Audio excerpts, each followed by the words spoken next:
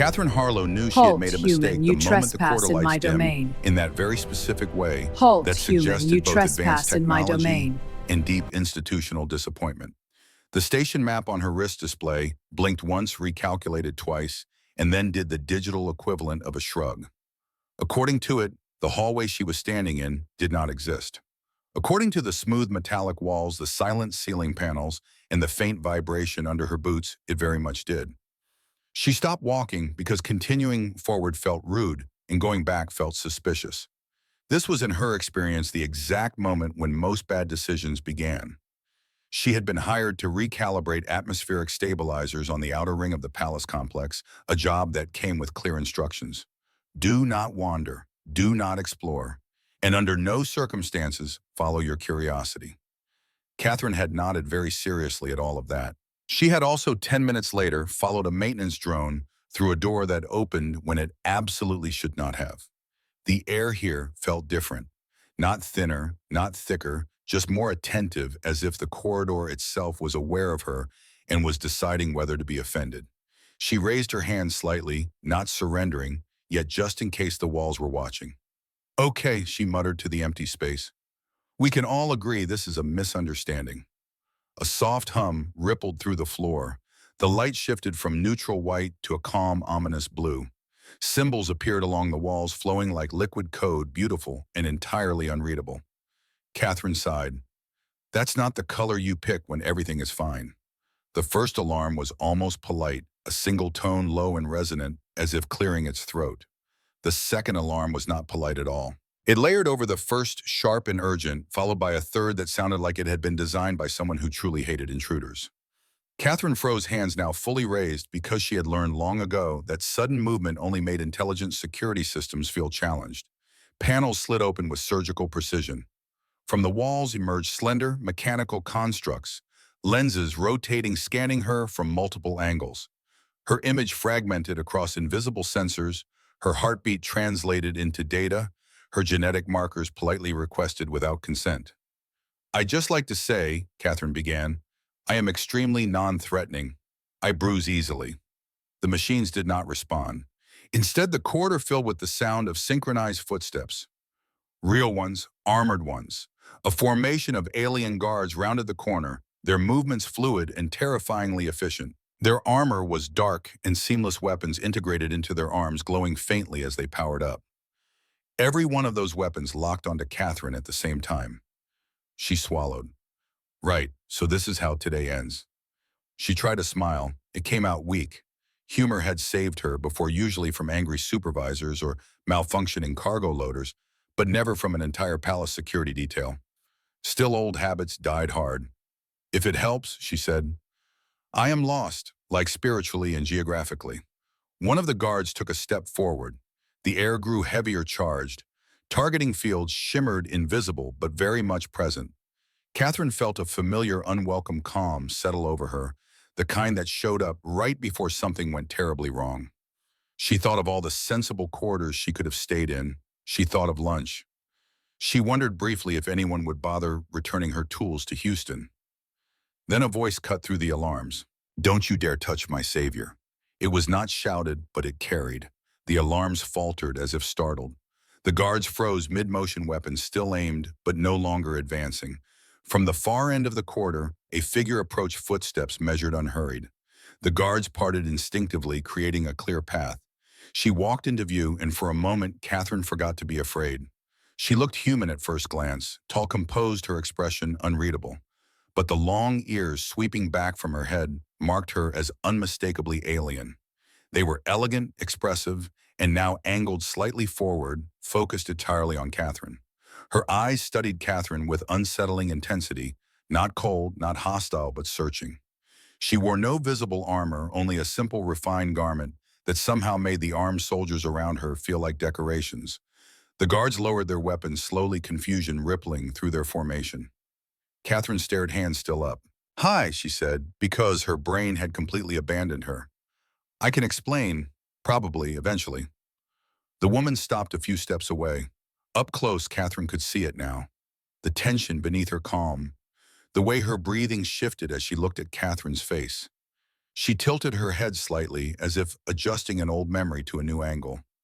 For a long moment, no one spoke. Then the woman's gaze dropped to Catherine's left forearm, to the long, pale scar that ran from wrist to elbow, a scar Catherine had stopped noticing years ago. The woman's expression changed. Something flickered in her eyes. Recognition, disbelief, something dangerously close to relief. "It's you," she said quietly. Catherine blinked. "I'm pretty sure I am, though this feels like the wrong answer." The woman's lips curved not quite a smile, more like the beginning of one she had been waiting a very long time to use. The silence that followed was not empty. It was dense layered, filled with the quiet panic of highly trained guards who had just been ordered to ignore every instinct drilled into them since birth. Weapons remained lowered, but warm humming softly as if offended at being denied their purpose. Somewhere deep in the palace systems, an artificial intelligence hesitated, recalculating the meaning of authority versus imminent threat. Catherine was acutely aware of all of this, mostly because none of it involved her being allowed to put her arms down. "It's you," the woman had said, and now she was looking at Catherine like she was a ghost that had finally gotten tired of haunting her thoughts and decided to show up in person. Catherine cleared her throat. "Hey, before we go any further, I feel like we should establish what kind of you situation this is. Because if you think I'm someone important, there has been a very serious mix-up." One of the guards twitched. Another tilted their head slightly, as if trying to understand why the potential intruder was not already unconscious on the floor. The woman with the long ears did not look away from Catherine. "You haven't changed much," she said. "That's concerning," Catherine replied. "I've been trying." The woman took another step closer. Catherine noticed details now because her fear had finally decided to take a short break. The faint shimmer in the fabric of her clothing suggested adaptive material, reacting to micro changes in temperature and emotion. The corridor lights subtly adjusted their angle, illuminating her without casting harsh shadows. Everything in this place seemed designed to make her presence unquestionable. "Lower your arms," the woman said gently. Catherine did so, immediately, relief flooding her shoulders. "Thank you. I was starting to lose circulation in my fingers, and I'm very attached to them." A soft sound escaped the woman that might have been a laugh, quickly restrained, as if she had forgotten how public amusement worked. She turned her head slightly, addressing the guards without raising her voice. "Stand down, all of you." There was a fractional delay, just enough to be noticeable to someone watching closely before they obeyed. Weapons deactivated, armor lights dimmed. The corridor felt suddenly larger, less hostile. Catherine exhaled a breath she had not realized she had been holding. One of the guards stepped forward cautiously. "Your Majesty," they said, voice filtered and formal. "This human breached—" "I know what she did," the woman interrupted, "and I know who she is." Catherine winced. "I'd like to formally state that breaching was not intentional. I followed a drone. Drones are very convincing." The woman's gaze returned to her. 15 years ago," she said, "during the evacuation of the Valorous transit ring, a human technician ignored lockdown orders and entered a collapsing sector." Catherine's stomach tightened. The memory stirred reluctantly, like an old injury that still knew how to ache. "She pulled a civilian from under a support beam," the woman continued. "The beam collapsed moments later. She complained the entire time." Catherine closed her eyes briefly. "In my defense, that beam was extremely rude." The woman's expression shifted, then something fragile surfacing through years of discipline. "You kept talking. You said if you stopped, you might panic, so you decided to panic out loud." Catherine opened her eyes. "That does sound like me." "You carried me through smoke and fire," the woman said. "You handed me to a medic and walked away before anyone could stop you." Catherine rubbed the back of her neck. "I had a shift to finish." The guards exchanged glances. One of them very clearly mouthed, "Is she serious?" The woman studied Catherine's face again, closer now, as if confirming details only she could see. "I never learned your name," she said.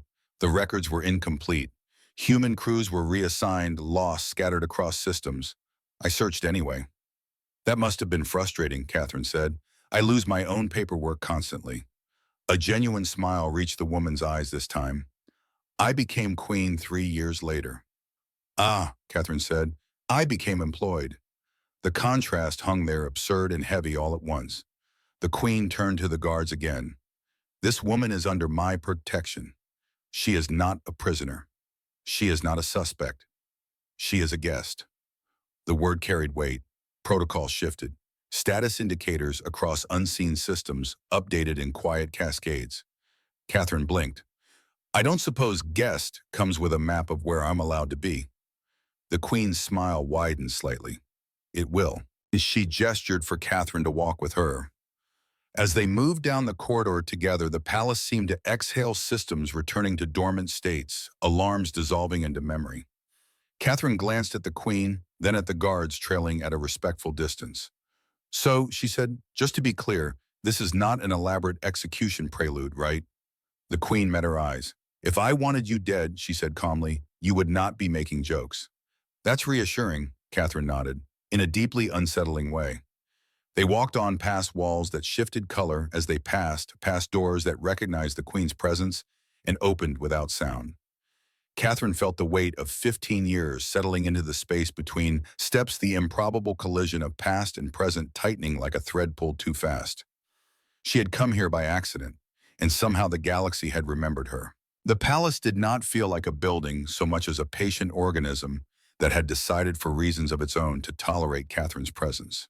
The floors responded to her weight with subtle texture shifts, adjusting grip and support as she walked. Walls flowed with dim patterns that reacted to Queen Alara's proximity, as if relieved she was nearby to supervise them. Catherine walked beside her, hands firmly at her sides, now resisting the urge to touch anything that looked expensive, powerful, or capable of vaporizing her. This place is very responsive, she said. It listens, Alara replied. Sometimes too much. Ah, Catherine nodded. I once worked on a station like that. We had to apologize to it every morning or it locked the bathrooms. That earned her another brief laugh, quickly masked as Alara straightened her posture when they entered a wider chamber. The space opened upward into a vaulted ceiling, threaded with slow-moving light, holographic constellations, drifting across it like thoughts that refused to settle. At the center hovered a circular platform supported by fields Catherine could not see, but deeply distrusted. Alara gestured, and the platform descended smoothly to meet the floor. Sit, she said. Catherine eyed it. Does it ever drop people? Only once, Alara said calmly. Catherine froze. Once. It was a misunderstanding, Alara added. The person survived. That is not the reassurance you think it is, Catherine muttered, but she sat anyway. The platform lifted gently, gliding forward. The guards peeled away, leaving them alone. Catherine noticed that the silence here was different, thicker, quieter, as if the room had been designed specifically for conversations that mattered. You searched for me, Catherine said at last. For years, Alara replied. At first I searched because I believed I owed you my life. Later because I needed proof that what happened to me was real.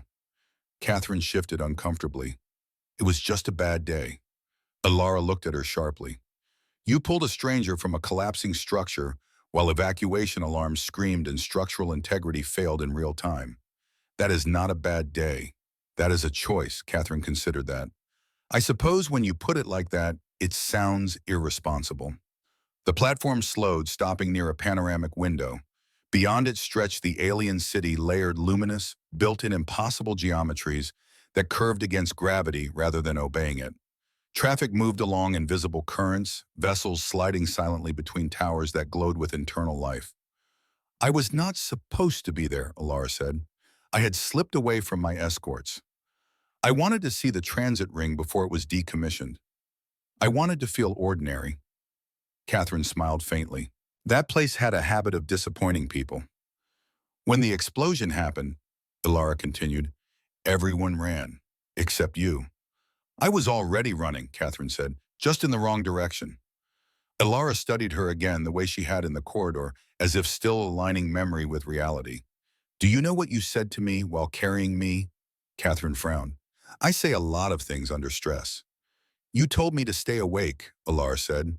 You said if I closed my eyes, you would have to explain to a very angry universe why it had inconvenienced you. Catherine stared at the city beyond the glass. That does sound like something I'd say to distract myself from dying.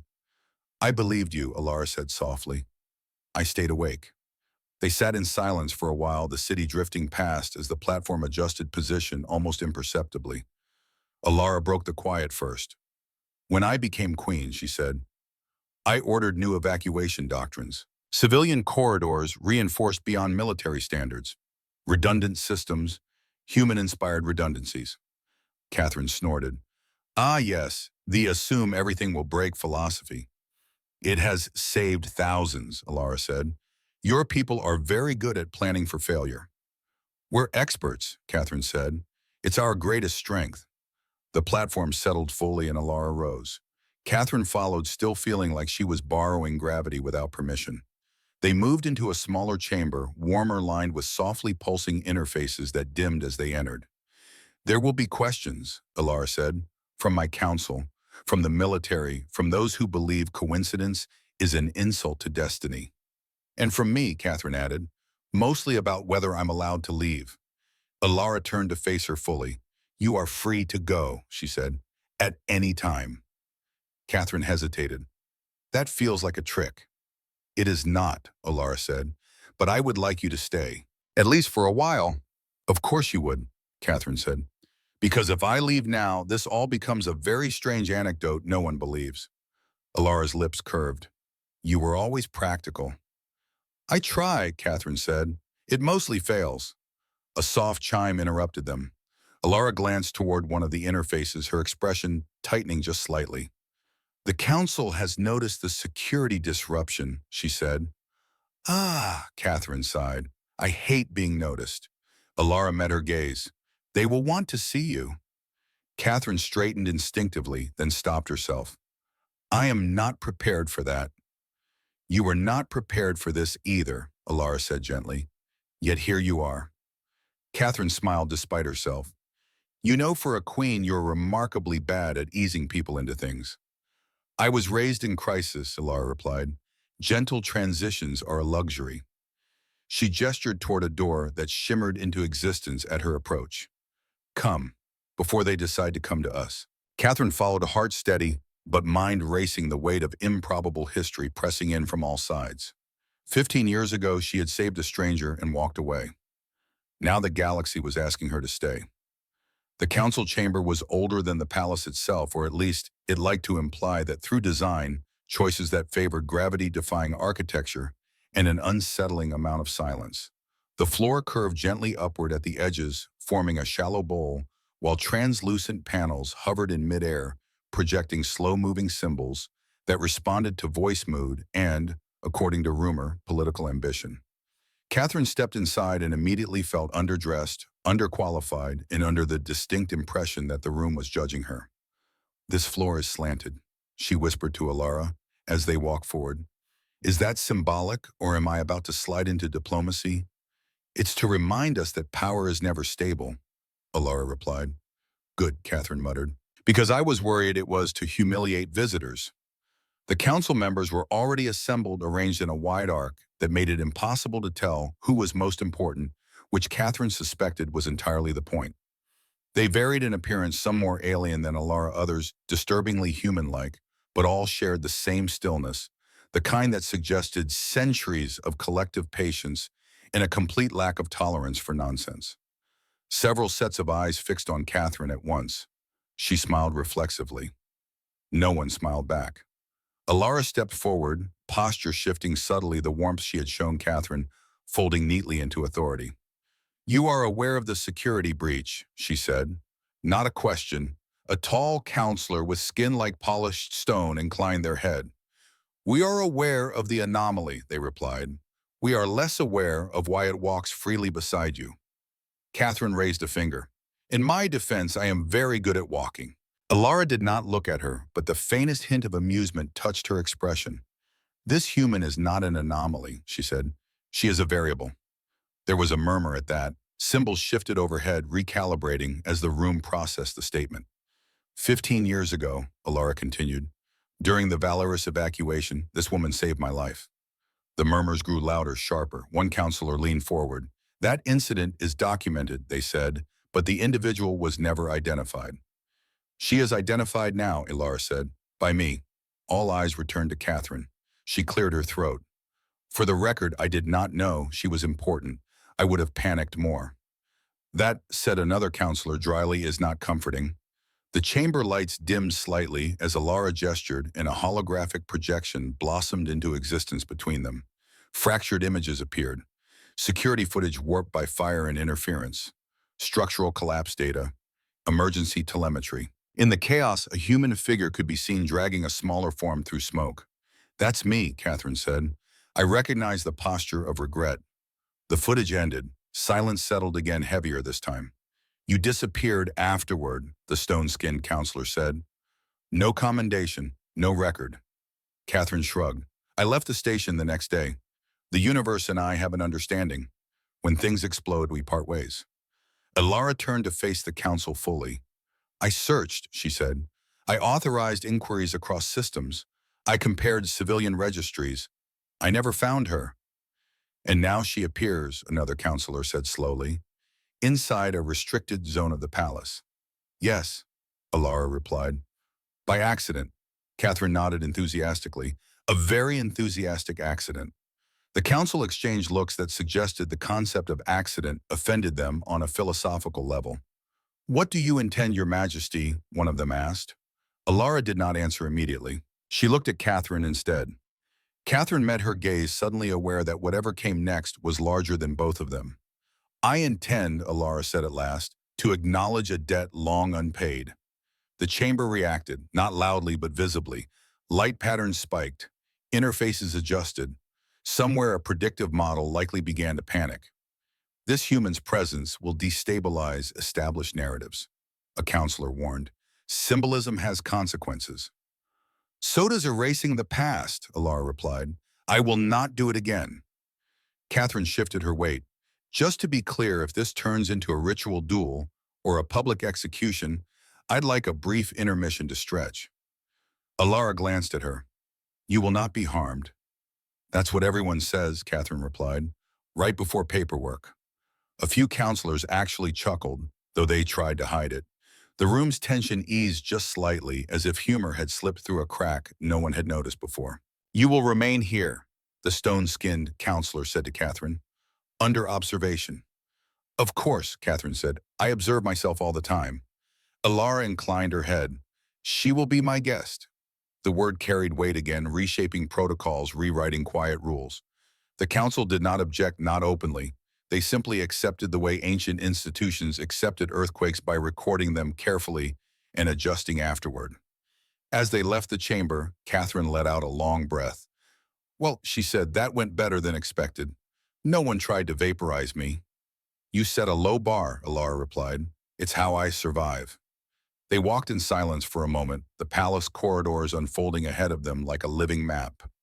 Finally, Catherine spoke again, quieter this time. "You really did look for me." "Yes," Alara said. "Why?" Alara stopped, turning to face her. "Because some moments define who we become," she said. "And I needed to know whether mine had truly happened." Catherine nodded slowly. "For what it's worth, I'm glad it did." Alara's long ears angled forward in that gesture Catherine was beginning to recognize as something private, something unguarded. "So am I," Alara said. And somewhere deep within the palace, the systems welcomed Catherine's presence as something more than temporary, accommodating a future that had just become significantly more complicated. But in a distant corner of the palace, in a private chamber, shielded from observation, Counselor Vex stood with his aide, Lieutenant Crane, reviewing the day's events on a secured display. "The human complicates things," Vex said, his stone-like features unreadable. "She does." Crane agreed, his voice carefully neutral. "The Queen has made her position clear. We cannot move against the human without moving against Her Majesty." Vex was silent for a moment, fingers drumming against the display edge. "Then we do not move against her. We simply, observe, document. The human will make mistakes. All variables do." "And if she doesn't," Crane asked, "then we ensure opportunities for mistakes to occur," Vex replied. He turned to face his aide. "Discreetly, of course. The Queen's trust in this human is emotional, not logical. Emotions are easily exploited." Crane inclined his head. "I understand, Counselor." After Vex dismissed him, Crane walked the palace corridors alone. his expression never changing. But behind his eyes, calculations ran, plans within plans. Vex thought he was the one pulling strings, the one guiding strategy. He had no idea that he too was being played. Crane's loyalty had never been to Vex. It had never been to this kingdom at all. 15 years ago, an assassination attempt had failed. The target had survived, rescued by an interfering human who had no business being heroic. Now that human had returned. And this time Crane would make sure there were no interruptions. He activated a secure encrypted channel on his personal communicator. The signal traveled through layers of quantum shielding, bouncing across relay points designed to be untraceable. A voice answered, cold, familiar. Report.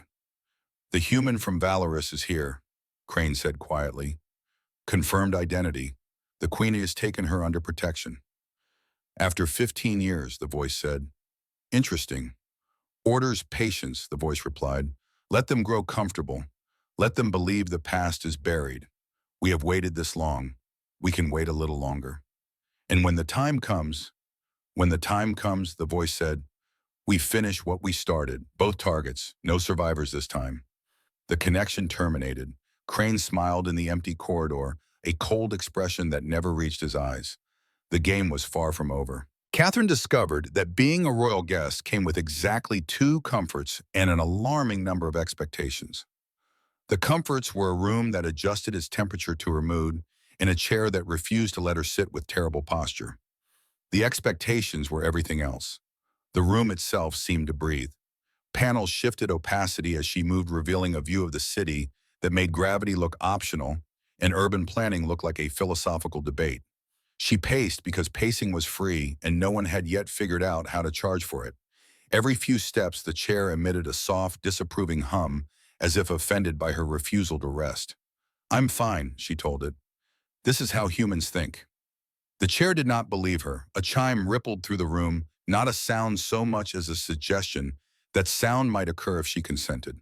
The door resolved into existence, and Queen Alara stepped in with the quiet authority of someone who did not need doors to announce her. She carried a thin, translucent tablet that rearranged its symbols as she walked. You've been given provisional access, she said. To what? Catherine asked. Alara glanced at the tablet. Food sanitation translation matrices and limited palace corridors. Limited how? You cannot enter restricted zones. Catherine smiled faintly. I have learned my lesson. Alara raised an eyebrow. You followed a drone. It had confidence, Catherine said. I respect that. Alara set the tablet aside, the room dimming slightly as it recognized her intent to talk rather than rule. The council is divided, she said. Some see you as a symbol, others see you as a liability. And the rest, Catherine asked, they are waiting to see which interpretation survives. That's comforting, Catherine said, in a very existential way. Alara watched her for a moment, then surprised Catherine by really sitting on the edge of the window platform. Her posture loosened, the weight of the crown she was not wearing seeming to lift. I wanted to ask you something, Alara said. Good, Catherine replied, because I have several questions, and most of them begin with why. Alara smiled. Why did you leave that day? The question landed softly but stuck. Catherine leaned against the wall, feeling the faint vibration of the palace systems through it like a distant heartbeat. Because staying would have made it bigger, she said. Metals reports interviews. I didn't save you because you were important. If I'd known, I might have hesitated. That thought bothered me. Alara nodded slowly. You did not want the act to change. I wanted it to be finished, Catherine said. Some things should end where they happen. Alara considered that. It did not end for me. No, Catherine said gently. I figured. A soft silence settled between them. Not awkward, just careful. Outside, the city shifted colors as a transport lane reoriented light, bending in ways that made Catherine's eyes itch pleasantly. Would you like to see something? Alara asked. Is it dangerous, only politically? Catherine sighed. Lead the way. The diplomatic chamber was tucked into a corner of the palace that felt simultaneously public and private, a space designed for conversations that mattered but were not meant to be remembered. 3 representatives from different systems sat around a holographic projection of trade routes that curved through space like veins through living tissue. Catherine stood near the back with Alara trying to be invisible.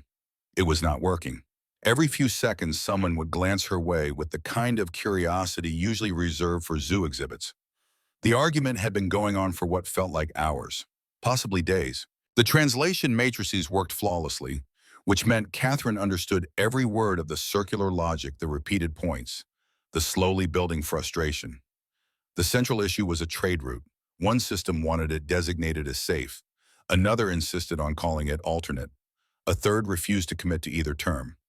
Catherine listened, trying to follow the logic. Then she stopped trying to follow the logic and started listening to the words themselves. Safe route, alternate route, safe route, alternate route.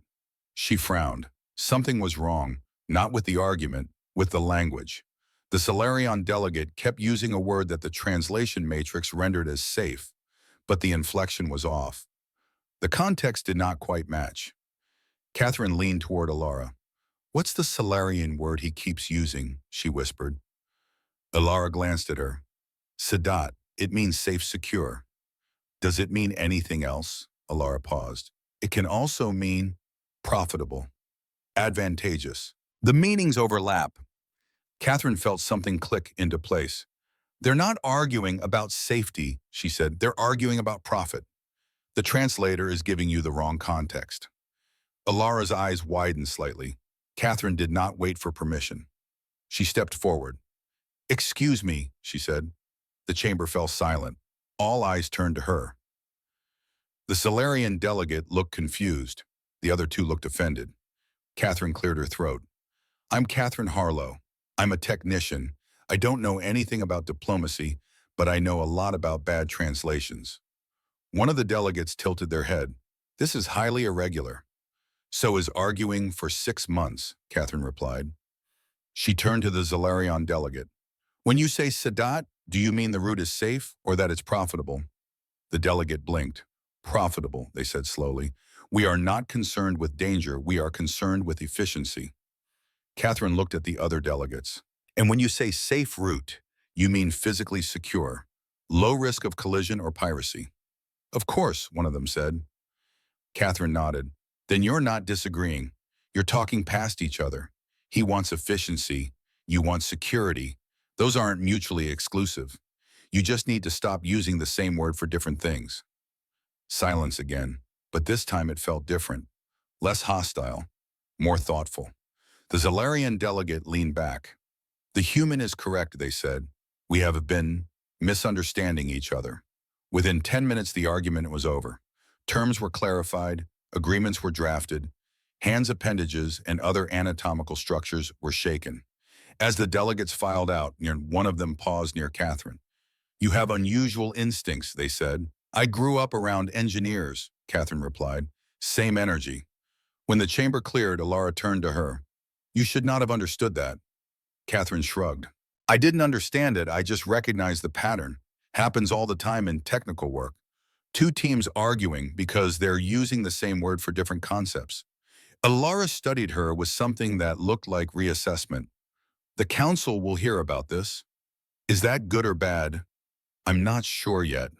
They walked together through corridors that seemed to shift mood based on Alara's presence. When she was calm, the lights warmed. When she was thoughtful, they dimmed. "There's something I need to tell you," Alara said eventually. Catherine glanced at her. "That sounds ominous." They entered a smaller room, private shielded. Alara gestured and the door sealed behind them with a soft hiss. "The explosion at Valera's," Alara said. "It was not an accident." Catherine felt the floor tilt slightly under her feet. "What? It was an assassination attempt," Alara continued. "Targeted at me." Catherine stared at her. "You were 18. Who tries to assassinate an 18-year-old? "I was engaged," Alara said. "A political arrangement, an alliance between my family and the Drexen system. I ran away the night before the ceremony. I went to Valera's because I thought no one would look for me there." "But they did," Catherine said quietly. Alara nodded. "They hired someone, a saboteur. The explosion was meant to look like a structural failure. I was supposed to die with dozens of others lost in the chaos." Catherine's mind raced back 15 years. The smoke, the fire, the beam. the girl underneath terrified but trying not to show it. I saved you, Catherine said slowly, from an assassination. You saved their target, Alara replied, and they never forgave that. They, Catherine asked. Who are they? I don't know, Alara admitted. The investigation went nowhere. Too many connections, too much political pressure. But I know one thing. Whoever wanted me dead then still exists. And now you've reappeared. Catherine felt cold.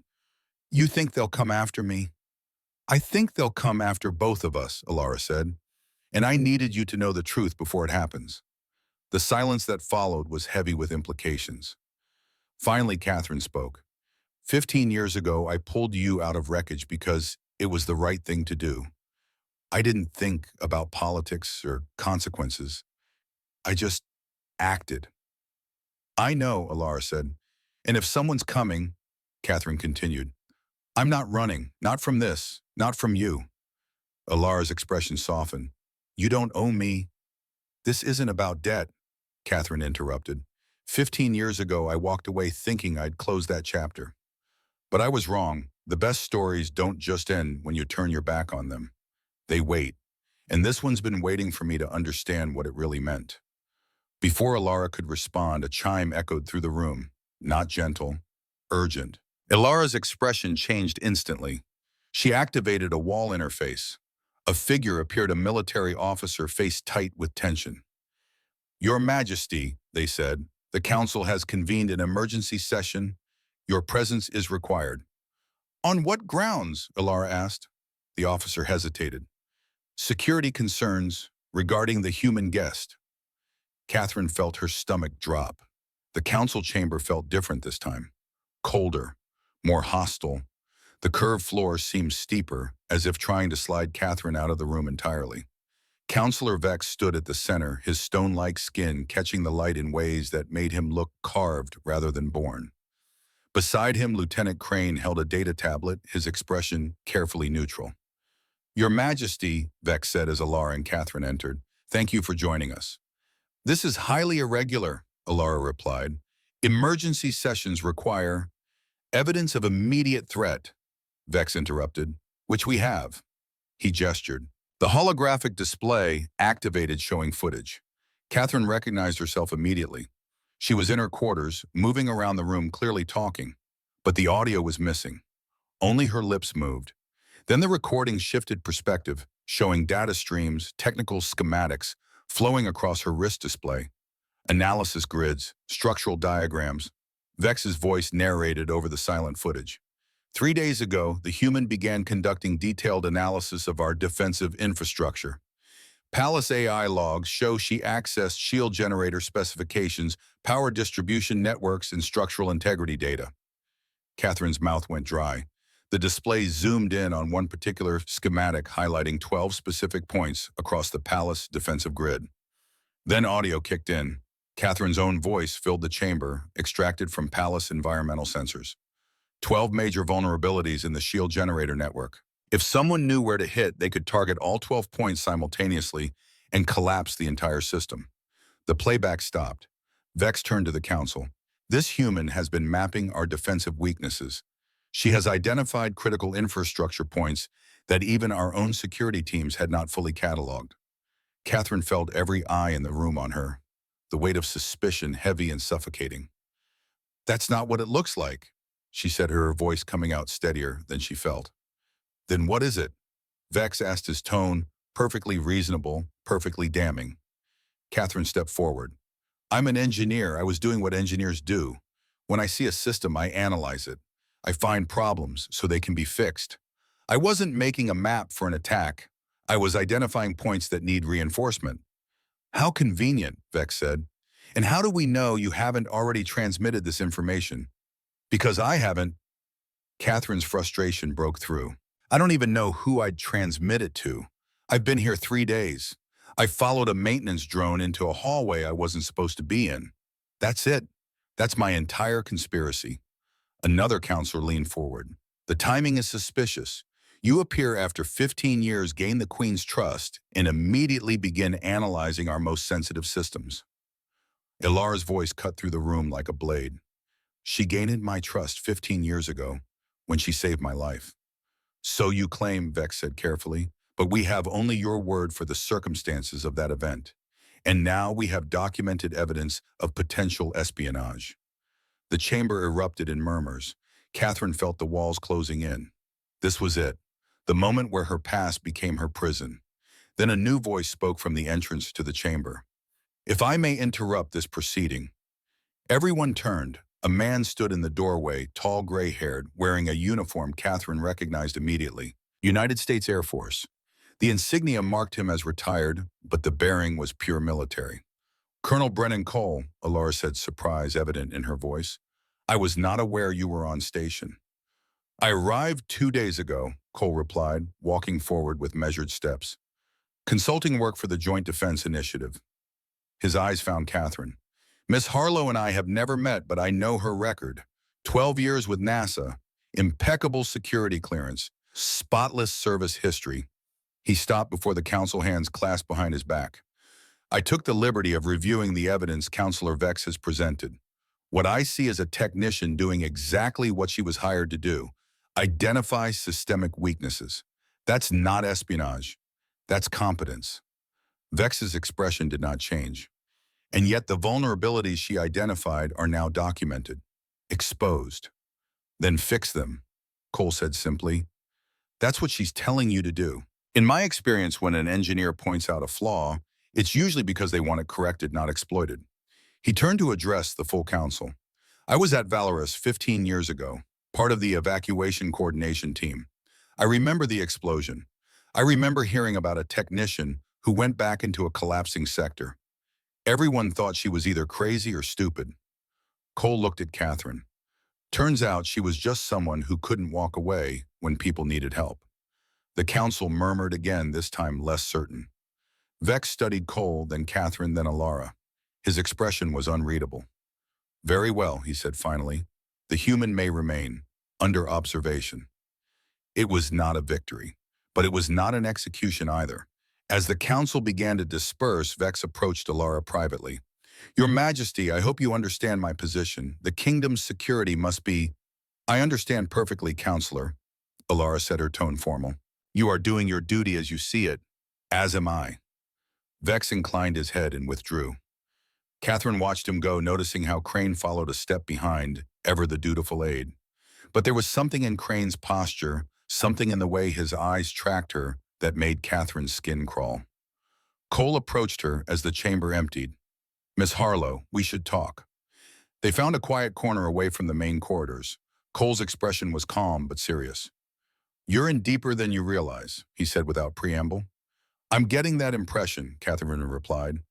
Vex isn't wrong to be suspicious, Cole continued. From an outside perspective, your arrival looks extremely convenient.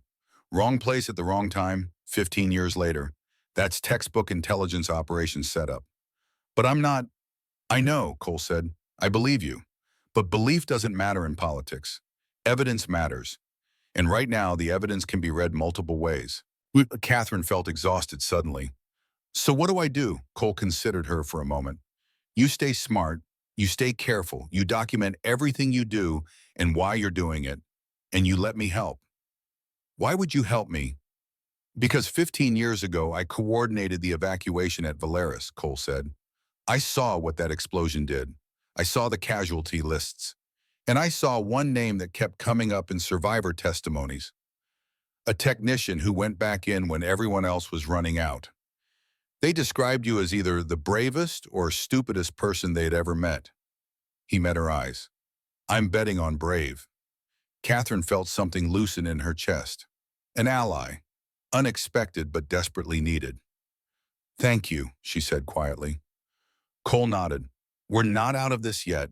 Vex is going to keep watching you, and whoever gave him that footage knew exactly what they were doing. Someone wants you discredited. Or worse, Catherine said. Or worse, Cole agreed. Watch your back, Miss Harlow, and don't analyze any more defensive systems without documenting your reasoning first. After Cole left, Catherine stood alone in the corridor trying to process everything that had happened. The accusation, the evidence, the narrow escape, and the growing certainty that someone was playing a longer game than any of them realized. That night, sleep would not come. Catherine stood at the window of her quarters, watching the city pulse with light below, trying to make sense of the pieces that did not quite fit. Her wrist display chimed softly. A message from Alara. Meet me in the garden, please. Catherine found her in the zero-gravity garden, floating among translucent plants that glowed faintly in the darkness. Alara gestured, and Catherine felt the pull of gravity release. She drifted upward, awkward at first, then settling into the strange freedom of it. I'm sorry, Alara said. For what? For bringing you into this, Alara replied. I wanted to find you for so long. I never considered what it would cost you. Catherine floated closer. You didn't bring me here. I followed a drone, remember? Alara smiled faintly. A very convincing drone. They drifted in silence for a moment, the city breathing below them. The council will keep watching you, Alara said. Vex won't stop. He sees you as a threat to stability. Am I? Yes, Alara said, but not in the way he thinks. Catherine waited. You remind people that power isn't the only thing that matters. Alara continued, that sometimes the right choice is just helping someone because they need help. That terrifies people like Vex. It threatens the careful balance they built their careers maintaining. Good, Catherine said. People like him should be terrified occasionally. Keeps them honest. Alara laughed, a real one, this time unguarded and warm. Then the alarms began. Not the polite chimes Catherine had heard before. These were sharp, urgent, layered with harmonics that suggested immediate danger. Gravity returned abruptly. Catherine hit the ground hard, Alara beside her, and they scrambled to their feet as the garden lights shifted to emergency red. A voice echoed through the palace.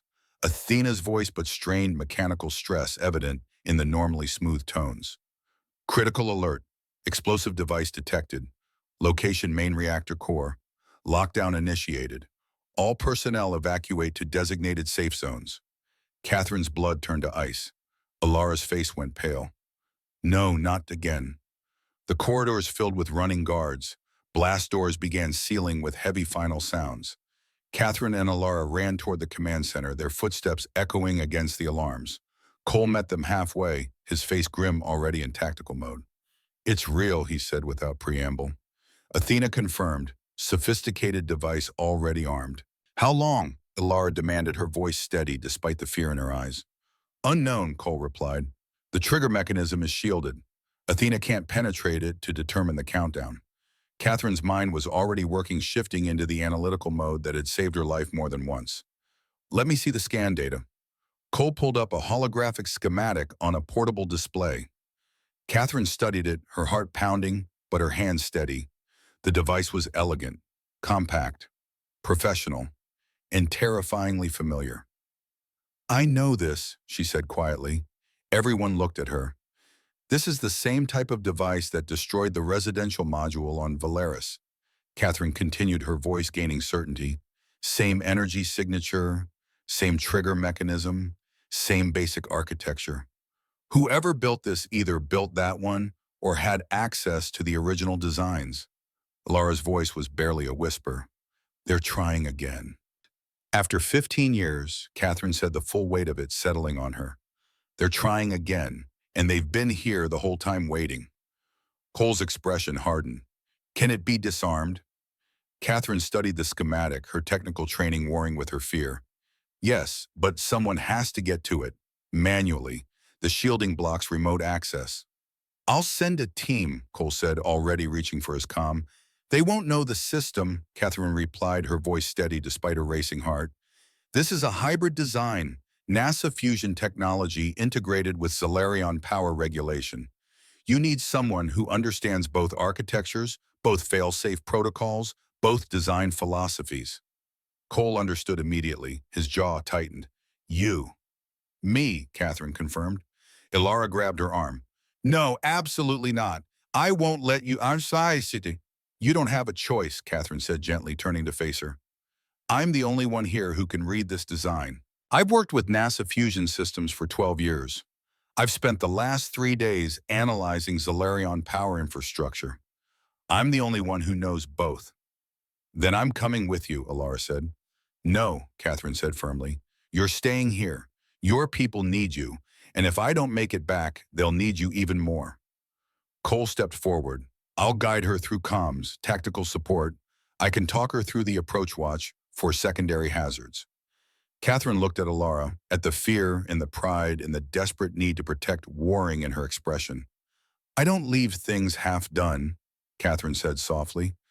I learned that from someone who refused to give up even when a building was collapsing around her. Someone who stayed awake because a stranger asked her to. Alara's eyes were wet. Come back. I will, Catherine promised, hoping she could keep it.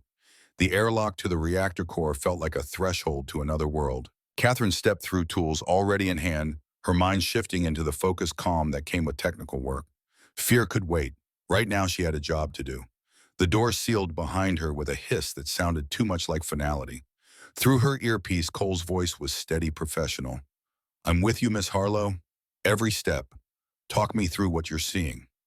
Catherine moved deeper into the reactor chamber, following the schematic overlay on her wrist display. The air was hot here, humming with barely contained energy. The walls pulsed with light power conduits, carrying enough electricity to level a city block. And there, mounted against the primary fusion conduit, was the device. Catherine knelt beside it, hands already reaching for her tools, her mind cataloging components, assessing connections, planning her approach. It's a plasma cascade trigger, she said, her voice surprisingly steady. 6 relays in sequence. If I disengage them in the wrong order, it'll initiate the reaction immediately. Vaporize this section of the palace in about 3 seconds. What's the right order? Cole asked. Catherine studied the wiring, the connections, the subtle asymmetries that marked intentional design rather than random assembly. Her mind flashed back unbidden to 15 years ago, to fire and smoke and the desperate need to understand systems failing in real time, and to something else, a memory she had not consciously retained, but which had apparently burned itself into her subconscious anyway. After the explosion at Valoris, after she had handed Alara to the medics, Catherine had not left immediately. She had stayed for another hour, giving her statement to investigators, forced to recount every detail she could remember. They had shown her images of the wreckage, asked her to identify what she had seen. One of those images had been a partially destroyed device. She had stared at it, describing the components visible through the damage, not understanding what she was looking at. But her mind had recorded it, filed it away, and now, 15 years later, that forced recollection became the key to survival. Relay 4 first, she said with sudden certainty. Counterclockwise rotation 90 degrees. Wait for the indicator to shift to green. Then disengage. Her hands moved with practiced precision. The relay turned smoothly under her fingers. The click felt too loud in the humming silence. A green light appeared. Goody, Cole said. 1 down. Next. Relay 5, Catherine replied. This one's the tricky part. I have to disengage it before rotating it. If I turn it first, the resistance feedback will trigger the cascade. You sure? Cole asked. No, Catherine admitted, but it's the best guess I have. She reached for relay 5, hands steady despite the fear coursing through her veins. She could feel the heat from the fusion conduit against her back, smell the ozone-sharp tang of high-energy systems operating at their limits. Her fingers found the release mechanism. A gentle pull. The relay disengaged with a soft click. No explosion, no cascade, just another green light joining the first. Catherine let out a breath she had not realized she was holding. 2 down, Cole said. You're doing great, Miss Harlow. How many left? 4, Catherine said. She wiped sweat from her forehead, refocused on the device. Relay 6 is next. This one's straightforward. 90-degree clockwise rotation, then pull straight out. She worked methodically, narrating each step for Cole, using the rhythm of speech to keep her mind focused and her hands steady. 3 relays done. 4, 5, 1 left. Catherine reached for the final relay, and her wrist display flashed red. Wait, Cole's voice said urgently. Athena's picking up something. Secondary signal. Digital signature. Catherine froze, hand hovering over the relay. What kind of signature? Access code, Cole replied. Keyboard clicks in the background, rapid analysis. Internal origin. Someone from inside the palace armed this device. Catherine felt her stomach drop. Who? A pause. Then Cole's voice tight with barely controlled anger. Lieutenant Crane, Athena's cross-referencing security logs. Crane accessed the reactor systems 6 hours ago. Maintenance override. He planted this. Catherine's mind raced. Vex's second in command, the man who had stood silently beside the counselor during her accusation. Does Vex know? She asked. Another pause longer this time. Unknown. Athena's flagging suspicious activity. Crane he's moving through the palace, heading toward the executive wing, toward Vex's private chambers. Catherine stared at the final relay, at the device that could destroy half the palace, at the choice that had just become infinitely more complicated. Through the comms, she heard background noise shift. Athena's voice filtered through Cole's feed. Lieutenant Crane has entered Counselor Vex's private chambers. Security feed shows he's armed. Catherine's world narrowed to a single impossible choice. Finish disarming the bomb, save the palace, save hundreds of lives, or leave it, trust someone else to finish and try to save Vex from his own aid. She could not do both. Her hands hovered over the relay, trembling now, all her engineers calm, deserting her in the face of an equation with no good solution. Catherine, Alara's voice came through the comms, quiet breaking. Whatever you choose, I trust you. Catherine closed her eyes. 15 years ago, she had pulled a stranger from fire. She had not thought about consequences, about politics, about the ripples that choice would create. She had just acted, because it was right. Colonel, she said, opening her eyes. Can Alara finish this? Can you walk her through the last relay? Catherine, can she do it? Catherine's voice was sharp, demanding. Cole was silent for a heartbeat. Then yes, if you tell us exactly what to do, she can complete it. Catherine stood. Her legs felt unsteady, but her decision was made. The last relay, she said quickly. Relay 1, Alara needs to grip it firmly, pull straight out. No rotation, no hesitation, just pull. The resistance will be significant. She needs to use real force. Where are you going? Cole demanded. To finish what I started, Catherine said. And she ran. The palace corridors blurred past Catherine as her boot pounded against the floor, each step echoing her racing heartbeat. Through her earpiece, she could hear Cole coordinating, his voice layered with tactical precision and barely suppressed concern. Alara's heading to the reactor now, he said. Catherine, you need to slow down. You don't have a weapon. You don't have backup. Crane is enhanced. Cybernetic augmentation. You're running into a fight you can't win. Not trying to win, Catherine gasped, rounding a corner, hard enough that her shoulder clipped the wall. Trying to interrupt. She could hear it now in the background of Cole's feed. Alara's breathing quick and focused as she descended into the reactor chamber. The soft hum of the fusion systems. The weight of an impossible task falling on shoulders that had already carried too much. I'm at the device, Alara's voice came through steadier than Catherine felt. The last relay. I can see it. Good, Catherine said, still running. Remember, pull straight out. Don't hesitate. A sealed blast door loomed ahead. Catherine slammed her hand against the override panel. Her credentials flashed. Denied. Cole, I need access to the executive wing. Now. Keyboard clicks. Then Athena's calm voice filled the corridor. Access granted, Catherine Harlow. Emergency override authorized by Colonel Cole under combat protocols. The door slid open. Catherine ran through her mind, already calculating distances, timing possibilities. How long until she reached Vex's chambers? 2 minutes or 3. How long until Crane pulled the trigger? Through the comms. Alara's voice again. The relay it's not moving. I'm pulling, but it won't. More force, Catherine said, forcing calm into her voice despite her sprinting. It'll resist. It's designed to. You have to commit to it. Pull, like you mean it. She could see Vex's chambers now, the door standing open. Wrong. Everything about that was wrong. Vex was paranoid about security. He never left his door open. Catherine slowed, approaching carefully. Through the doorway, she could hear voices. Vex angry and confused. Crane cold and controlled. You served me for 12 years, Vex was saying. Why? Because serving was never the point, Crane replied. Waiting was. Catherine peered around the doorframe. Crane stood with his back to the door, an energy weapon aimed at Vex, who was backed against the far wall. The counselor's stone-like skin seemed duller somehow, as if fear had leached the light from it. Waiting for what? Vex demanded. For the right moment to break everything you've built, Crane said. The Queen trusts you now after today's council session. When they find you dead alongside evidence that you planted the bomb, the council will fracture. The military will seize control in the chaos, and chaos will give us exactly what we need. Us, Vex asked, his voice faltering. Did you really think the Drexen Alliance died 15 years ago? Crane's weapon hummed, powering up. We've been patient. We've planted seeds. We've waited. And now, with the human here, we have the perfect narrative.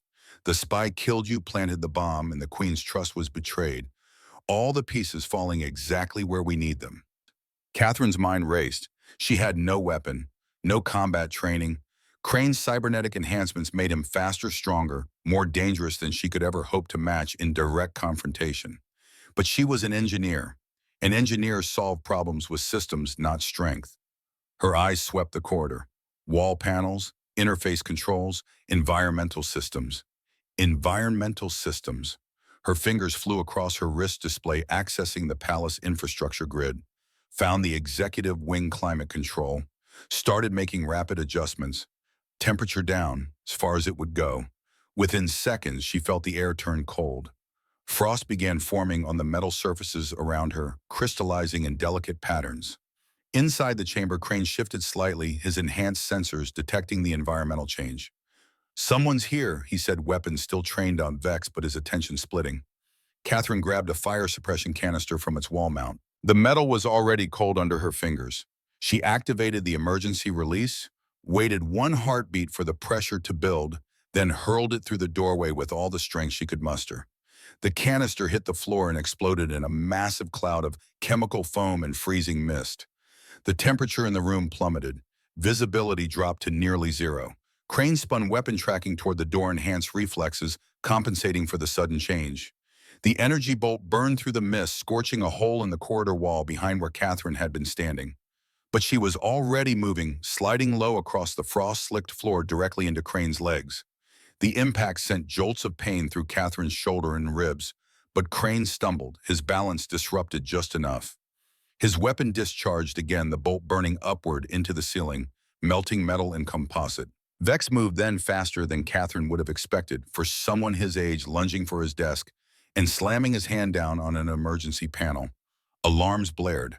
Additional blast doors began sealing throughout the executive wing. Security protocols activated. Crane recovered with terrifying speed, his enhanced systems compensating. He kicked his boot, catching Catherine in the ribs and sending her sprawling. Pain exploded through her chest. Her vision swam. She tried to move, and her body refused to cooperate. Crane aimed his weapon at her, the barrel glowing with ready charge. The engineer, he said, voice completely calm despite the chaos. How poetic. You saved the princess 15 years ago. Now you die failing to save her kingdom. Through the haze of pain, Catherine heard Alara's voice in her earpiece, strained with effort. The relay is moving. I'm pulling it. It's... A sound like tearing metal transmitted through the comms. It's out, Alara gasped. The bomb is disarmed. Relief flooded through Catherine even as she stared down the barrel of Crane's weapon. At least that was done. At least Alara was safe. Then Cole's voice, sharp and urgent. Catherine, the door panel to your left. Emergency power conduit. If you can reach it. Catherine didn't wait for him to finish. She threw herself sideways, every movement agony, her hands slapping against the wall panel. Her fingers found the manual override, the emergency access that existed because humans had taught alien systems to plan for every possible failure. She yanked it open and shoved her other hand inside, grabbing the main power coupling. Electricity arced through her body. Every muscle locked. The world turned white, pain beyond description, flooding every nerve. She could smell burning taste copper, feel her heart stuttering in her chest. But the entire room's power grid collapsed. Crane's cybernetic enhancements died instantly. His weapon went dark. The augmented strength fled his limbs. The enhanced reflexes shut down, and he dropped like a marionette with cut strings. Catherine released the coupling, her hands smoking, her whole body shaking uncontrollably. She tried to stand and immediately collapsed back to the floor. Vex was already moving surprisingly spry for someone who had been moments from death. He grabbed restraints from his desk, emergency protocols built into his furniture, and secured Crane's arms behind his back. Palace security flooded into the chamber moments later, weapons drawn, training focused. Through the chaos, through the pain, Catherine heard running footsteps. Then Alara was there, dropping to her knees beside Catherine, her hands hovering over Catherine's injuries, as if afraid to touch, afraid to cause more pain. "You complete idiot," Alara said, her voice breaking. "You absolute reckless idiot." Catherine tried to smile. Her face didn't want to cooperate. "Is that any way to talk to the person who just saved your counselor? You electrocuted yourself." It seemed like the best available option at the time. Alara's hands were shaking as she carefully examined Catherine's burned hand, the angry red marks spreading up her forearm. "Your hand." Catherine looked down. The burns were bad, worse than she had thought in the moment. "I've had worse." "No, you haven't." "Okay, no, I haven't," Catherine admitted. Her voice was getting weaker. The adrenaline was fading and the reality of her injuries was asserting itself with increasing insistence. "But I'm alive. Vex is alive. The palace is intact. I'm calling that a win." Alara's eyes were wet tears tracking down her face. "You could have died." "But I didn't," Catherine said softly, "and neither did you. Either time." Medical personnel arrived with equipment that hummed and glowed with unfamiliar technology. Catherine felt gentle hands lifting her onto a floating stretcher, the surface conforming to her body, supporting her injuries without pressure. As they carried her toward the medical wing, she saw Vex standing in the doorway of his chambers watching her. The counselor who had accused her of espionage just hours ago, the man she had just saved. Their eyes met. Vex inclined his head slowly, deeply, a gesture of respect that needed no translation.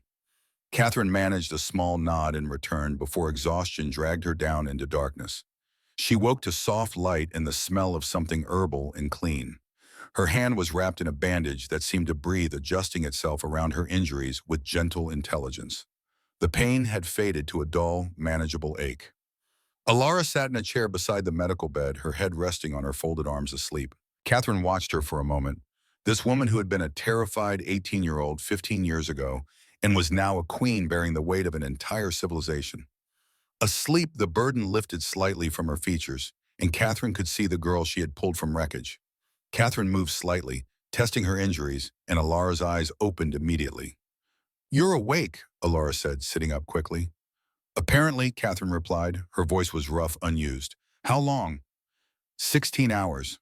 Alara reached for a glass of water, helped Catherine drink. "The doctors said you were lucky. The electrical burns could have been much worse. Your heart stopped briefly, but they revived you within seconds." "My heart stopped." Catherine processed that. "That's not ideal." "No," Alara said, "it's not." They sat in silence for a moment, the weight of everything that had happened settling between them.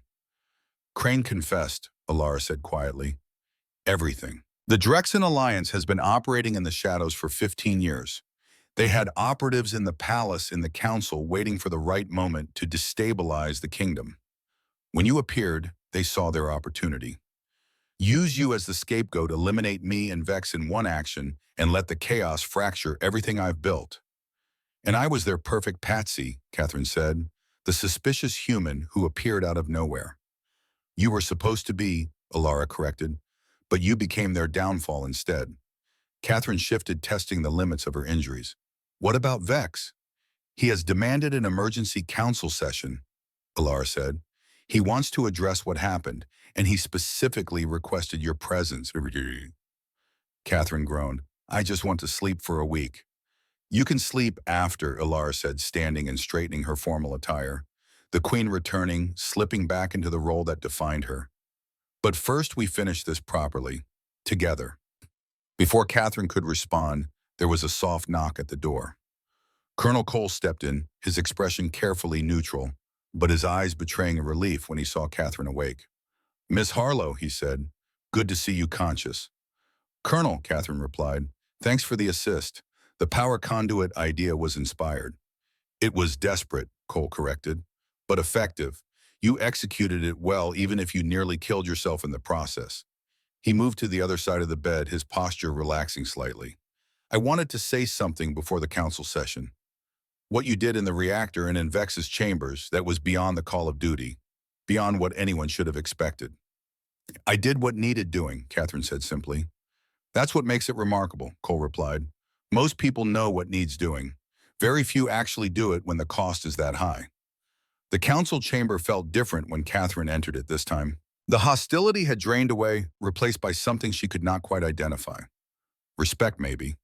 Or perhaps just exhaustion from too many revelations in too short a time. She walked in beside Alara, her bandaged hand drawing immediate attention. Cole followed a step behind a steady presence. Vex waited at the center of the chamber. When he spoke, his voice carried through the space with unexpected weight. 3 days ago, he said, I stood in this chamber and accused Catherine Harlow of espionage. I questioned her loyalty. I presented evidence of her analyzing our defensive systems. I demanded her expulsion. He turned to face Catherine directly. I was wrong. The chamber went silent. This human, Vex continued, had every reason to leave when offered, to prioritize her own safety when danger appeared. She had been accused, suspected, monitored. We gave her nothing but doubt and surveillance. He walked toward Catherine, each step deliberate. And when crisis came, when an impossible choice presented itself, she chose to save me. A man who had tried to destroy her reputation and exile her. She chose my life over her own safety. Vex stopped in front of her. You asked me in those moments after I was saved why you did it. You said it was because letting someone die when you could save them isn't who you are. That saving people isn't about whether they deserve it. It's about being the kind of person who acts when action is needed. His voice softened, something Catherine had not thought possible from the stone-faced counselor. That statement has haunted me. I have spent 43 years in service to this kingdom. I believed I understood duty, sacrifice, the hard choices leadership requires. But duty without compassion is just routine. Sacrifice without empathy is just transaction. You reminded me of something I had forgotten, or perhaps never truly learned, that the hardest choices are often the simplest. Help when you can. Save who you can, not because they deserve it, because they need it. Vex did something Catherine never expected. He bowed. A full, formal bow of deep respect and genuine apology, the kind reserved for equals and honored guests. The council stirred. This was unprecedented. Counselors did not bow to outsiders, did not admit fault so publicly, did not humble themselves before humans. When Vex straightened his expression, held a sincerity that transformed his carved features. The council owes you a debt. I owe you my life. And I propose that we make official what has become evident to anyone with eyes to see. He turned to address the full council. Catherine Harlow should be named Chief Technical Liaison between Earth and Zalarian. Not as a symbolic gesture, not as payment for services rendered, but because she has demonstrated exactly the qualities such a position demands. Technical expertise, political awareness, the ability to see problems others miss, and most importantly, the moral courage to do what is right even when the cost is high. Another counselor stood, then another. Within moments, the entire council was on their feet. Alara stepped forward, her voice carrying formal authority. The motion is recognized. All in favor. Every hand rose. Not a single dissent. Then it is decided, Alara said. She turned to Catherine. If you accept. Catherine looked around the chamber, at the faces that had been hostile days ago now open and accepting, at Cole, who nodded with the barest hint of a smile, at Vex, who had been an enemy and was now something close to an ally, at Alara, whose expression held hope and fear and something Catherine was still afraid to name. I have conditions, Catherine said. The chamber waited. First, I get a real map this time, one that actually shows where I'm allowed to go with clear markings and no surprise restricted zones. Laughter rippled through the council. Real laughter, warm and genuine. Second, I wanted in writing that following maintenance drones is not a fireable offense. More laughter. And third, Catherine said, her voice growing serious, I want regular security briefings. No more surprises, no more hidden threats. If I'm going to be liaison between our worlds, I need to know what I'm walking into. Alara's ears shifted in that gesture Catherine now recognized as unguarded affection. All three conditions are acceptable. Then I accept, Catherine said. The council chamber erupted in something that looked suspiciously like applause, though executed with various appendages and customs that made the gesture uniquely alien and strangely familiar at the same time. As the formalities concluded and the council began to disperse, Vex approached Catherine privately. His expression was softer than she had ever seen it. "I owe you a conversation," he said quietly, "without an audience, without formality, just a conversation." Catherine gestured to a quiet corner. "I'm listening." Vex was silent for a moment, choosing his words carefully. "I have served this kingdom for 43 years," he began. "I have weathered coups, assassination attempts, political scandals, and 3 separate succession crises. I learned early that trust is a luxury the powerful cannot afford. I learned to suspect everything, question everyone, and assume the worst until proven otherwise." "It kept you alive," Catherine said. "It did," Vex agreed, "but it also made me blind to the real threats. Crane served beside me for 12 years. 12 years and I never saw it. I was so focused on external enemies, on suspicious outsiders, that I missed the betrayer standing at my own shoulder." He met Catherine's eyes. "When you appeared, I saw a threat, a convenient coincidence that fit every pattern I had learned to fear. And I moved against you with full confidence that I was protecting my people." "You were," Catherine said gently. "From your perspective, everything I did looked suspicious. The accidental breach, the immediate trust from Alara, the analysis of defensive systems. I would have suspected me too. But you came back for me anyway," Vex said. "When you could have let me die. When it would have been easier, safer, more logical to finish disarming the bomb and let Crane eliminate the counselor who had tried to destroy you." Catherine shook her head. "It was never a question of easy or logical. It was a question of right. You're not evil, counselor. You're scared. You're carrying the weight of an entire civilization's security on your shoulders, and that weight makes you see threats every year. I understand that, but scared people still deserve second chances, same as anyone else." Vex was quiet for a long moment. "You are wiser than your years," suggests Catherine Harlow. "I'm really not," Catherine said with a small smile. "I just got lucky in who I saved 15 years ago. She taught me a lot about what matters." Later, much later, Catherine found herself back in the zero-gravity garden with Alara. The city stretched below them in quiet, luminous layers, light shifting in patterns that almost seemed musical. They floated among the translucent plants, the earlier chaos feeling distant, almost dreamlike. "You could still leave," Alara said quietly. "The transport to Earth is ready whenever you want it. Despite the council vote, you are not obligated to stay." "I know," Catherine replied. "So why stay?" Catherine was quiet for a long moment, watching the city breathe below them, lights pulsing like a heartbeat. "15 years ago," she finally said, "I pulled you out of wreckage and walked away. I told myself the story was over, that I'd done my part, that moving on was the right thing, the smart thing." She turned to face Alara, really look at her. But walking away didn't close that chapter. It just hit pause. "And for 15 years, I've been living half a life, going through motions, never quite connecting to anything, always holding back, always ready to leave, always convinced that not getting attached was the same as being free. And now," Alara asked softly, "now I realize that freedom isn't about running from connection," Catherine said. "It's about choosing where you connect. And I'm choosing this place, this work, you." Alara's ears angled forward, that private gesture that Catherine had learned meant something real and unguarded was happening. "I'm glad you came back," Alara said. "So am I." They floated in comfortable silence. Gravity released the accumulated weight of 15 years, finally settling into something that felt like peace. "What happens now?" Catherine asked. "Now," Alara said, "we build something new, a real alliance. Earth and Zalarion working together as equals, with you as the bridge between our worlds." "No pressure," Catherine muttered. Alara smiled. "You've faced worse. That's what worries me." Below them, the city adjusted to the night cycle lights dimming in coordinated patterns that spoke of intelligence and intention. Somewhere in the palace systems welcomed Catherine's presence as a permanent fixture rather than a temporary variable, updating protocols and access permissions with quiet efficiency. An hour later, Cole found them still floating in the garden.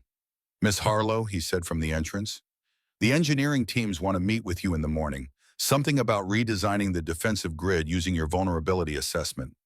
Catherine groaned. "Can it wait?" "They're excited," Cole said with a hint of amusement. "Apparently your analysis identified weaknesses they'd been missing for years. They want to collaborate on solutions." "I'm never living that down, am I?" "Not a chance," Cole replied. His expression grew more serious. "Also, there's been movement on the Drexen front. Intelligence reports are coming in. Thought you should know." Catherine and Alara descended from the garden gravity, returning gradually as they approached the command center. Cole pulled up secured intelligence feeds on a holographic display. "Crane's confession gave us access to encrypted communication channels we didn't know existed. The Drexen alliance is fracturing. With Crane captured and their 15-year operation exposed, internal blame has started. 3 high-ranking officials in the Drexen system have been arrested by their own security forces. 2 others have fled to neutral territories." "They're eating themselves alive," Catherine observed. "Failed assassination plots tend to do that to political alliances," Cole said. "Turns out when you spend 15 years planning revenge and it fails spectacularly, your co-conspirators start looking for scapegoats." Alara studied the intelligence feeds with the practiced eye of someone who had spent years navigating political treachery. "The threat isn't completely eliminated. Scattered elements will remain, but the organized structure is collapsing." "We'll keep monitoring," Cole said, "but for now the immediate danger has passed." Catherine felt something release in her chest that she hadn't realized had been clenched tight. It was really over. The 15-year shadow had finally been dispelled. 6 months later, Catherine stood in her official liaison office, reviewing proposals from a joint Earth-Zalarion engineering team. The walls displayed schematics of defensive systems, communication arrays, and shared research initiatives that would have seemed impossible half a year ago. Her burned hand had healed, leaving only faint scars that she sometimes traced absently, remembering the moment she had grabbed that power coupling, the moment she had chosen action over safety. Akaim announced visitors. The door opened to reveal Alara and Vex, both carrying data tablets and wearing the focused expressions of people with proposals to present. "We have the final designs," Alara said, setting her tablet on Catherine's desk. "The early warning system you developed with the engineering teams. The Council has approved it unanimously." Catherine pulled up the schematics on her main display. Months of collaborative work unfolded before her. A network of sensors and analysis systems that spanned both Earth space and Zalarion territories. Detection grids that would identify threats before they could materialize. Protection for both civilizations built on shared trust and integrated technology. "It's good work," Vex said, and from him, that was high praise. "The installation begins next month. They're requesting you oversee the deployment personally." "Of course they are," Catherine said, but she was smiling. "When has anything been simple?" Alara's expression shifted to something more playful. "There's also been a development on Earth. The media has discovered your story." Catherine felt her stomach drop. "Oh no." "Oh yes," Alara confirmed, pulling up news feeds on the holographic display. Headlines scrolled past. "The technician who became a diplomat." "From Houston to the stars, Catherine Harlow's journey. How one woman changed galactic relations." "They want interviews," Alara continued. "Appearances, the full Earth celebrity treatment. I've been fielding requests for the past week." Catherine made a face. "Hard pass." "I already declined on your behalf," Alara said. "I thought you'd say that." "Thank you." "However," Alara said, her tone growing more serious, "they also want to know the real story. What happened at Valorous? What happened here, not for entertainment, but because people need to know that ordinary individuals can make extraordinary differences." Catherine considered that. "What do you think?" "I think some stories deserve to be told," Alara said carefully. "Not for glory, not for recognition, but so others understand that courage doesn't require special training or unique abilities, just the willingness to act when it matters." Catherine looked at the scar on her palm. "We tell it together then. Both perspectives. Your side and mine." Alara's ears shifted in that gesture that had become familiar and dear. "I'd like that." That evening, Catherine stood at the panoramic window in her quarters, watching the city transition into its night configuration. Earth hung in the sky above a blue-green marble that represented home and history and everything she had thought she needed to return to. Her wrist display chimed, a message from her mother. Saw the news, Katie. Very proud. Also very confused. Call me when you can. Love you. Catherine smiled and initiated the video call. Her mother's face filled the screen, older than Catherine remembered from her last visit home, but eyes still sharp and warm. Oh, Katie, sweetheart, I've been watching the news and I have so many questions. I know, Mom. I'm sorry I didn't call sooner. Things have been complicated. Complicated like fixing satellites or complicated like saving alien queens. The second one. Her mother laughed, the sound warm and familiar. Your father would have been so proud and so confused. He never could understand how you managed to find trouble in the most unlikely places. They talked for an hour about the palace, about Earth, about all the years Catherine had spent running from the moment that had defined her. Her mother listened, asked questions, offered the kind of unconditional support that only parents could provide. You sound happy, Katie, her mother said eventually. Really happy, not just content or satisfied, but genuinely happy. That's all I ever wanted for you. I am happy, Catherine realized. For the first time in a long time, I'm exactly where I need to be. After they disconnected, Catherine sat in the quiet of her quarters, feeling more grounded than she had in years. The life she had built here, the connections she had made, the work she was doing, it all felt right in a way nothing else ever had.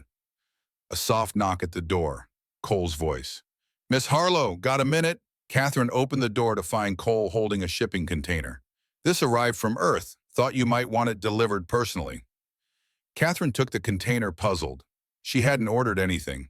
The label showed it had been sent from Houston from her old apartment building. Inside, she found her old NASA jacket, the one she had worn during her internship at Valeris, the one she thought she had lost years ago in one of her many moves. A note was attached in handwriting she didn't recognize. Found this in storage when cleaning out the old crew quarters. Thought you might want it back. Your name was on the label. Congratulations on the new position. We're all proud. Valeris Station maintenance team retired. Catherine held the jacket, feeling the weight of 15 years in the worn fabric. She had been so young when she wore this, so uncertain, so convinced that she wasn't meant for anything important. And now here she was, chief technical liaison between Earth and Zalarion, wearing scars from saving lives and carrying responsibilities she never imagined. You okay, Miss Harlow? Cole asked. Yeah, Catherine said softly. Just remembering who I used to be. And who's that? Someone who didn't think she mattered, Catherine replied.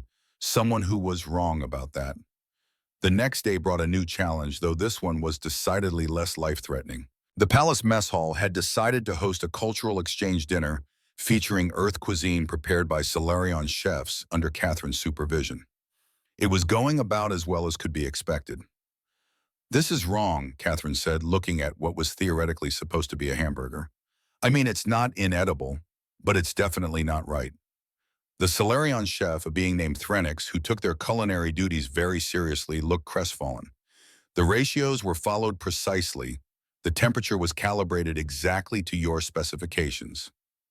I know, Catherine said gently, but cooking isn't just about following specifications. There's intuition involved. Feel. She demonstrated adjusting the meat mixture, explaining the subtle cues that indicated proper consistency. Threnix watched with intense concentration, taking mental notes. Alara arrived halfway through, drawn by curiosity and probably some concern about what Catherine might be doing to the palace kitchen. What is happening here? Cultural exchange, Catherine said, through ground beef. Should I be concerned? Probably, Cole said, appearing from the storage area with additional ingredients. But try one anyway. They sat together at a small table, the three of them, along with Vex, who had been passing by and been convinced to join. The hamburgers were imperfect but earnest attempts, and the conversation flowed easily between bites. They talked about the defensive grid installation, about Earth's growing interest in formal diplomatic relations, about Zalarion festival traditions and Earth holidays, and the universal difficulty of cooking meat to the correct temperature. It was ordinary, comfortable, real. And Catherine realized this was what had been missing for 15 years. Not grand adventures or heroic rescues, just connection, belonging, the knowledge that she mattered to people who mattered to her. I have an announcement, Ilara said as they finished eating. Catherine and the others looked up. The council has authorized a formal Earth delegation visit, Ilara continued. Representatives from multiple nations want to see what we built here. The partnership, the alliance, they arrive in 3 months. That's a lot of pressure, Cole observed. Good thing we have experience with pressure, Catherine said. Ilara's expression turned playful. There will also be a formal ceremony, recognition of the liaison program. Speeches will be required. Catherine groaned. I hate speeches. You'll be giving one, Ilara said. I genuinely hate you right now. No, you don't. Catherine tried to maintain her glare but failed completely. No, I don't. That night alone in her quarters, Catherine pulled up an old photo on her wrist display. Herself at 20 in her NASA intern uniform standing in front of Valera's station, young, uncertain, with no idea what was coming. She looked at her reflection in the window glass. 35 now, scarred, tired, but whole in a way that younger version had never been. Some stories don't just end, she whispered to her reflection. They evolve, they grow, they become something bigger than you ever imagined they could be.